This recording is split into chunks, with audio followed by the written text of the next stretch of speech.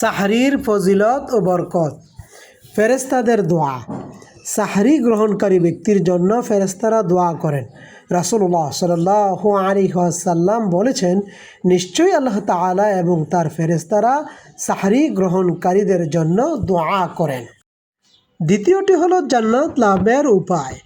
সাহরি খাওয়া রোজাদারদের জন্য জান্নাতের একটি দরজা খুলে দেওয়া হয়। তৃতীয়টি হচ্ছে রাসূলের সুন্নাতের অনুসরণ করা। সাহরি খাওয়ার মাধ্যমে রাসূলুল্লাহ সাল্লাল্লাহু আলাইহি ওয়াসাল্লামের সুন্নতের উপর আমল করা হয়, যা আধ্যাত্মিক উন্নয়নের জন্য অত্যন্ত গুরুত্বপূর্ণ। সাহরি খাওয়ার মাধ্যমে কোরআন তেলাওয়াতের সমান সওয়াব পাওয়া। সাহরি খাওয়াকে কোরআন তেলাওয়াতের সমান বলে উল্লেখ করা হয়েছে। শক্তি অর্জন। সাহরি রোজাদারের জন্য শক্তি যোগায়, যা সারাদিন রোজা পালনে সহায়ক হয়। সাহরির গুরুত্ব ও বিধান। সুন্নতের আমল। শরীয়তের পরিভাষায় রোজা রাখার উদ্দেশ্যে শেষ রাতে পানাহার করাকে সাহরি বলা হয়। এটি একটি সুন্নতের আমল। অত্যাবশ্যকীয় নয়।